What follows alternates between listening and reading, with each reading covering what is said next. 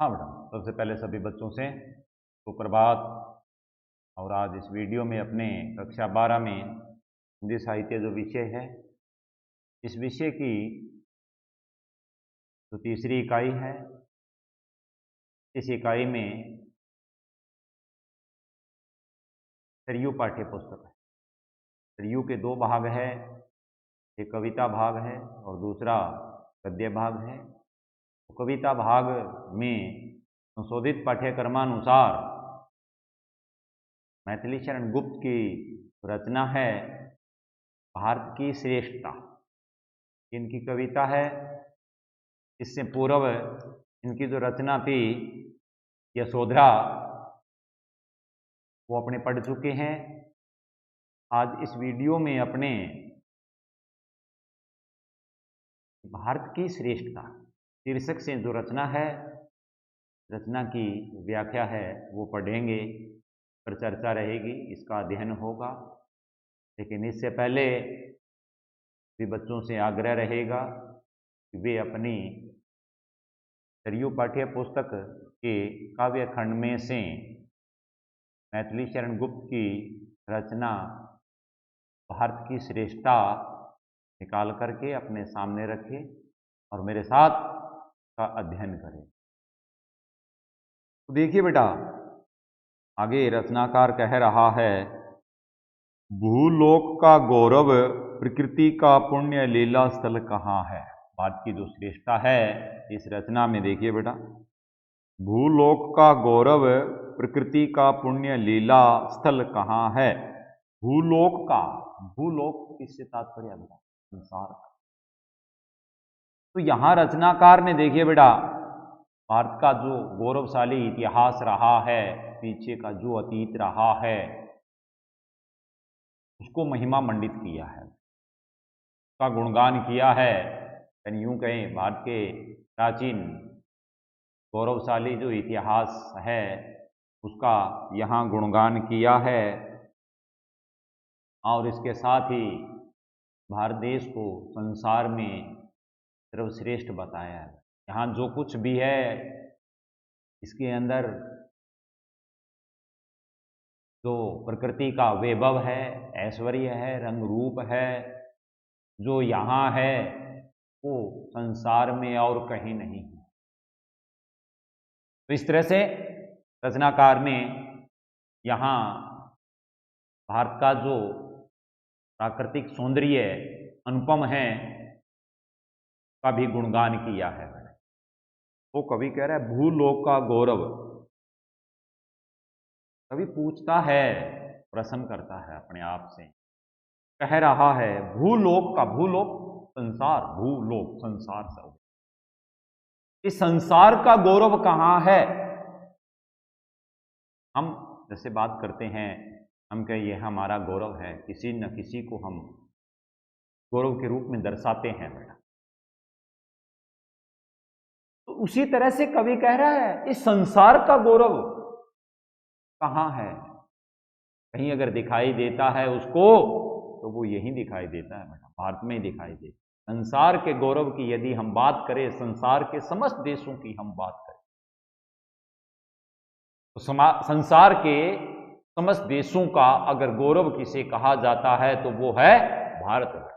कभी कह रहा है भूलोक का गौरव है, इस पृथ्वी का, इस संसार का, भूलोक इस पृथ्वी लोक का, इस संसार का गौरव है वो कौन सा देश है। और इसके साथ साथ प्रकृति का पुण्य लीला स्थल, पुण्य, पुण्य मतलब पवित्र, और इसके साथ प्रकृति की जो पुण्य क्रीड़ा भूमि है, क्रीड़ा स्थल, लीला भूमि मतलब क्रीड़ा भूमि, के साथ साथ इस संसार की पवित्र जो क्रीड़ा स्थल है, क्रीड़ा भूमि है, प्रकृति की क्रीड़ा भूमि, वो कौन सी है। प्रकृति जो भांति भांति के खेल खेलती है, जो अपनी लीलाएं प्रकट करती है इस संसार के अंदर, प्रकृति वो कहां करती है, वो क्रीड़ा करने वाली भूमि कौन सी है। प्रश्नोत्तर शैली के अंदर ये चल रहा है। फैला मनोहर गिरी हिमालय और गंगा जल कहाँ है? फैला मनोहर, मन का हरण करने वाला, यानी सुंदर। यहां सुंदर से लिया, सुंदर पर्वत हिमालय। गिरी, गिरी का मतलब क्या होता है? सुंदर पर्वत हिमालय, फैला मनोहर गिरी हिमालय और गंगा जल कहाँ है? सुंदर पर्वत हिमालय है, वो कहां है? कथन कर रहा है, रचनाकार कह रहा है कि सुंदर पर्वत हिमालय है, वो कहां है? जिस सुंदर पर्वत हिमालय की बात कही जाती है इस संसार के अंदर, वो कहां है? इसके अलावा और गंगा जल, और पवित्र गंगा जल की जहां बात की जाती है इस संसार के अंदर, गंगा के पवित्र जल के प्रवाहित होने की जो बात कही जाती है, वो गंगा का प्रवाहित होने वाला जल कहां है?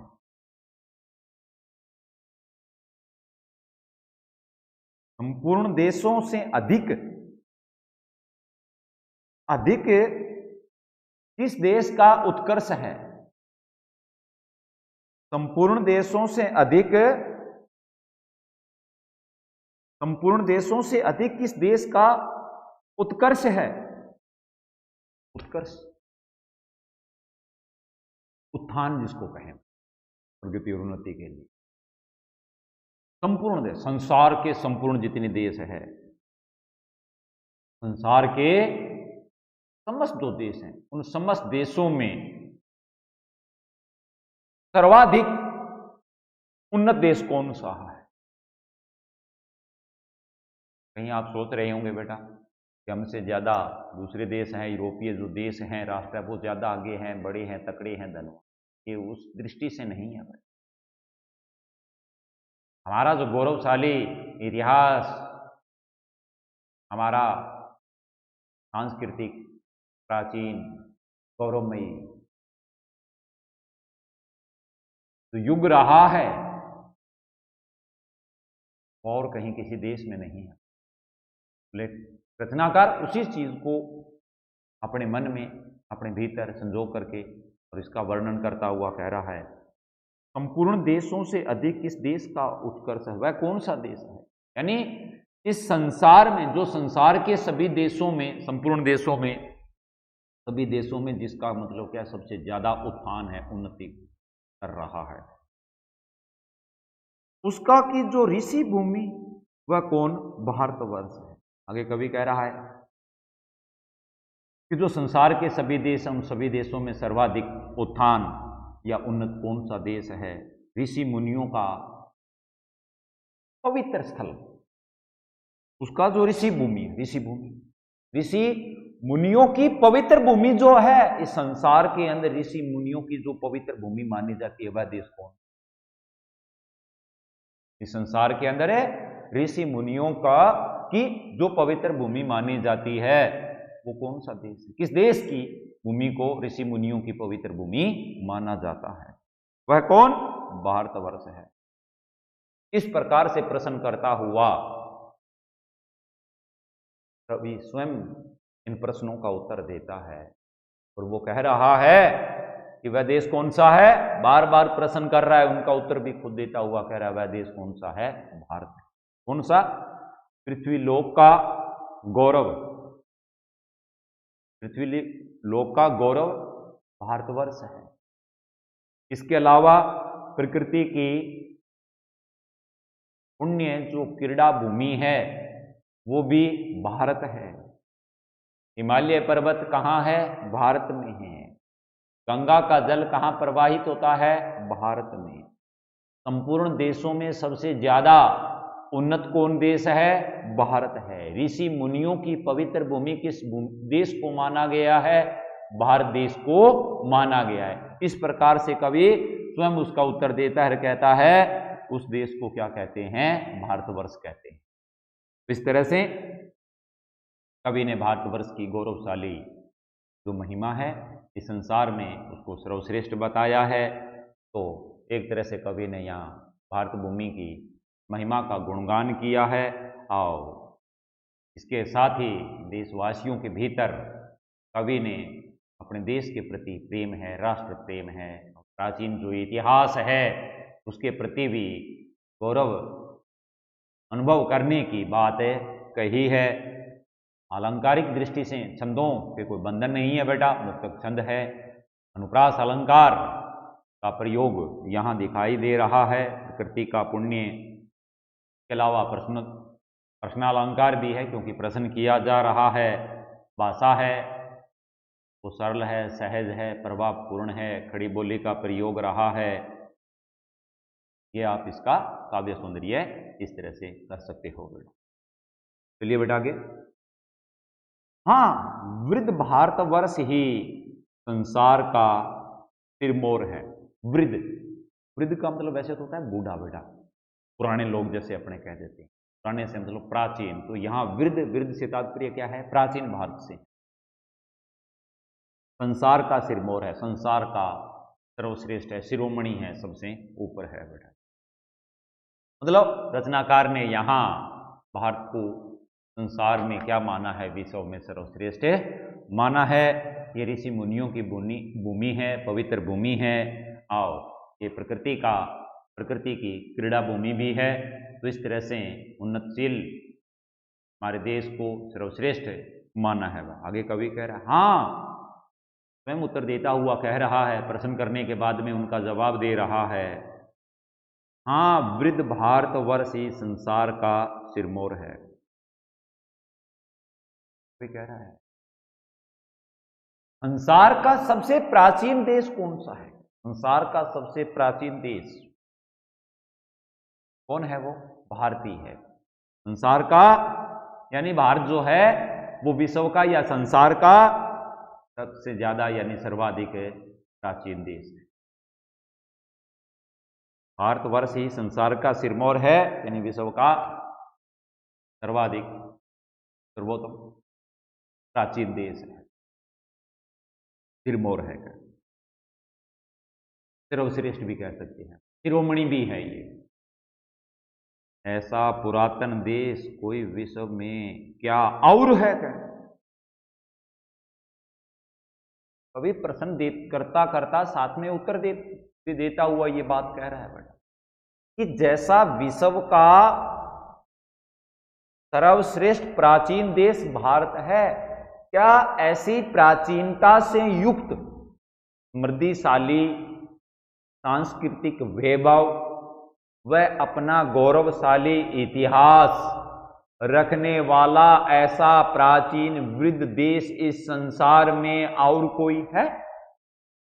अर्थात नहीं है। ऐसा पुरातन देश, ऐसा प्राचीन, ऐसा भारत के समान अपना प्राचीन गौरवशाली सांस्कृतिक वैभव व इतिहास रखने वाला संसार में ऐसा कोई प्राचीन देश विश्व में क्या कोई और है? अर्थात नहीं है। केवल और केवल एक भारतवर्ष ही है, इसके अलावा इस संसार में और कोई देश नहीं है। भगवान की भवभूतियों का यह प्रथम भंडार है। भवभूतियां, भव संसार, भूतियां वैभव, सांसारिक वैभव, भंडार जहां चीजों को संग्रह किया जाता है, संग्रहालय जिसको कहें बेटा, यूं कह सकते हैं, संग्रहालय भी कह सकते हैं इसको, संग्रहालय। कभी कह रहे हैं भगवान की भवभूतियों, मतलब कि ईश्वर का जितना सांसारिक वैभव,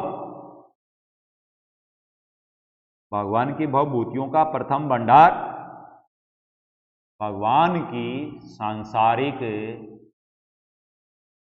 वैभव का, संसार की भगवान की सांसारिक वैभव का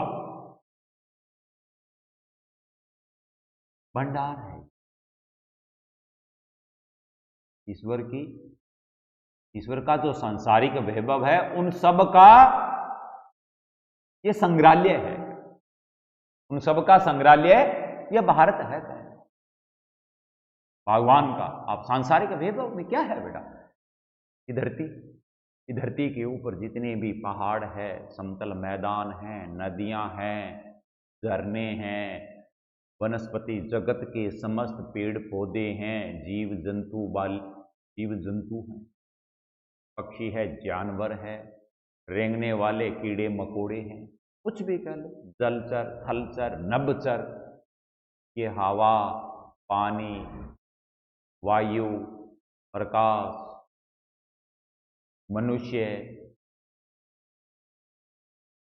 धरती के गर्भ में छिपा हुआ खनिज, कितना कुछ है। किन किन चीजों की प्रकृति ने, ईश्वर ने इनकी रचना की है कि जो जितना यहां है, ईश्वर का सांसारिक वैभव, संसार को चलाने वाला, संसार की आवश्यकता की पूर्ति करने वाला, जो चीजें यहां है, इस जगह है, इस भारत में है, संसार में अन्यंतर कहीं नहीं।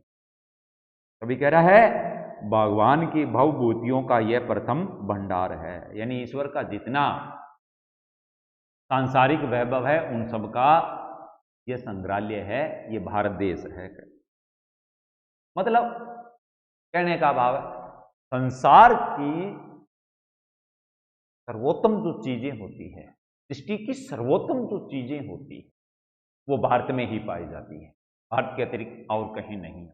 तो देखिए बेटा, मैथिली शरण जो गुप्त हैं, राष्ट्र कवि हैं, देशभक्ति का, राष्ट्र प्रेम का जुनून इनके भीतर समाया हुआ है, इसलिए इनको तो जैसी तैसी कैसे भी हो अपनी राष्ट्रभूमि, अपनी जन्मभूमि, अपनी कर्म भूमि ही प्रिय लगेगी। इसीलिए अपने देश का ये यशोगान कर रही हैं, गुणगान कर रही हैं प्राचीन इतिहास के साथ साथ। विधि ने किया नर सृष्टि का पहले यही विस्तार है। नर सृष्टि बेटा, नर सृष्टि से समझते हो ना, नर मनुष्य, इन जीवों का, मनुष्य जीवों का जन्म, ऐसा माना जाता है। सबसे पहले संसार के अंदर मनु, आदिदेव मनु सृष्टि, जब संपूर्ण सृष्टि पर प्रलय हो गई थी, जल प्रलय में समा गई थी, तब आगे एक संसार की रचना के लिए सबसे पहले सृष्टि पर किसकी उत्पत्ति हुई? मनु की हुई। मतलब मनुष्य का जो जन्म है, मनु से आगे इंसान मनुष्य बना है। तो कवि के कहने का तात्पर्य कि सबसे पहले, अच्छा, इन सब की उत्पत्ति करने वाला कौन होता है? ब्रह्मा होता है। तो ब्रह्मा जी ने संसार में सबसे पहले जीव जंतुओं का, चाहे वो मनुष्य या अन्य जीव जंतु है, उनको उत्पन्न करने का जो काम किया है, उनको पैदा करने का, उनकी रचना इसी भारतवर्ष में ही की है, यानी भारत भूमि पर ही की है। यानी संसार का जो आरंभ है, संसार पर जीव जंतुओं का जो आरंभ हुआ है, शुरुआत हुई है सबसे पहले, वो इसी भारत भूमि से। ये कवि का विश्वास है। केवल विश्वास भी नहीं है बेटा, हम हमारे प्राचीन जितने भी धर्म ग्रंथ है, शास्त्र है, पुराण है और बड़े बड़े, उन सब के बारे में आख्यान सुने जाते हैं, तो उनके अंदर यही बात उभर करके सामने आती है। सबसे पहले है यही ब्रह्मा ने आदि देव पुरुष मनु को अवतरित किया, उनकी रचना। तो ये ऐसा एक विश्वास भी है और कवि को इसके ऊपर पूरा यकीन भी है। उसी धारणा के आधार पर कवि ने अपना जो मत है, अपना जो विचार है, अपनी जो अनुभूति है, उसको अभिव्यक्ति दी है। इस तरह से कवि हमारा प्राचीन अतीत का जो इतिहास रहा है, उसका वो गौरवगान यहाँ कर रहा है। राष्ट्र प्रेम भी यहाँ पनप रहा है, भरा हुआ है, ये भी कह सकते हैं बेटा। भाषा वही है, सरल है, सहज है, प्रभावपूर्ण है, खड़ी बोली का प्रयोग किया गया है। और भवभूतियाँ, अगर भवभूतियाँ भय की आवृत्ति हुई है, अनुप्रास अलंकार भी है, छंदों का कोई बंधन है नहीं, मुक्त छंद। चलिए बेटा आगे। यह पुण्य भूमि प्रसिद्ध है, इसके निवासी आर्य हैं। प्राचीन जो हमारा गौरवशाली इतिहास, उसी का गुणगान करता हुआ, भारतवर्ष को संसार में सर्वश्रेष्ठ बताता हुआ रचनाकार कह रहा है, यह पुण्य भूमि प्रसिद्ध है। जो भारत है, ये भारत देश है, यह संसार में प्रसिद्ध है। ये पुण्य भूमि, ये पवित्र भूमि, भारत की पवित्र जो भूमि है वो संसार भर में क्या है, लोकप्रिय है, प्रसिद्ध है। क्या पुण्य भूमि, पावन स्थल, पवित्र जो स्थल है, भारत भूमि है, ये संसार भर में पवित्र स्थल के रूप में प्रसिद्ध है। यूं कहें बेटा इसकी व्याख्या, देखिए ये जो भारतवर्ष है, भारत है, वो संसार भर में पुण्य स्थल के रूप में प्रसिद्ध है। अगर पुण्य स्थल कोई जगह मानी जाती है तो वो किसको माना जाता है, वो भारतवर्ष को माना जाता है। इसके निवासी आर्य हैं और यहां रहने वाले जो लोग हैं, भारतवर्ष में रहने वाले जो लोग हैं, वो क्या कहलाते हैं, आर्य कहलाते हैं। ये हमारा प्राचीन इतिहास बताता है कि हमारे जो वंशज रहे हैं वो कौन थे, पहले आर्य ही थे, यानी आर्यों से ही आगे हमारा उद्गम हुआ है। तो यहां रहने वालों को आर्य कहा जाता है। इस देश के अंदर रहने वाले जो लोग हैं उनको आर्य, वो आर्य कहलाते हैं। ये पुण्य भूमि प्रसिद्ध है, इसके निवासी आर्य हैं। यानी आर्य संसार में एक तरह से श्रेष्ठ मानव माने जाते थे। संसार भर के अंदर आर्य श्रेष्ठ क्यों? क्योंकि वो अपने आप में सभ्य थे और सुसंस्कृत थे। ये अपने आप में सभ्य और सुसंस्कृत थे। अब सभ्य होगा, सुसंस्कृत होगा, संस्कारवान होगा, वो तो श्रेष्ठ होगा ही होगा। विद्या, कला, कौशल सभी के जो प्रथम आचार्य, वो महान थे। आर्य जो थे, इस देश के जो निवासी थे, वो महान थे, श्रेष्ठ थे, महान थे। क्यों? क्योंकि वो अनेक विद्या, अनेक प्रकार की विद्याओं और अनेक प्रकार की कलाओं के क्या थे, आचार्य थे। वो महान थे, महान इसीलिए थे कि वे अनेक प्रकार की विद्याओं व अनेक प्रकार की कलाओं के शिक्षक थे, प्रकांड पंडित थे बेटा। अनेक प्रकार की विद्याओं और कलाओं के प्रकांड पंडित थे। कौशल सभी जो प्रथम आचार्य, विद्या, कला, कौशल सभी के जो प्रथम आचार्य, सबसे पहले विद्या, अनेक प्रकार की विद्या, अनेक प्रकार की कलाओं के वो पहले आचार्य थे। संतान उनकी आज यद्यपि हम अधोगति में पड़े हैं। भारत को जगत गुरु माना जाता है। क्यों? कि जब संपूर्ण विश्व में अज्ञानता का अंधकार विद्यमान था, तभी भारतवासियों ने, यहाँ के शिक्षित जनों ने विश्व को ज्ञान का आलोक प्रदान किया था। यही वेदों की रचना हुई है। इसीलिए भारत को जगत गुरु माना जाता। कभी तो हमारे जो आचार्य थे वो महान थे, वो श्रेष्ठ थे। हमारे आर्य जो थे वो महान थे, श्रेष्ठ थे। इसीलिए वो अनेक प्रकार की विद्याओं के, अनेक प्रकार की कलाओं के शिक्षक बने थे। तभी तो भारत को जगत गुरु माना गया है।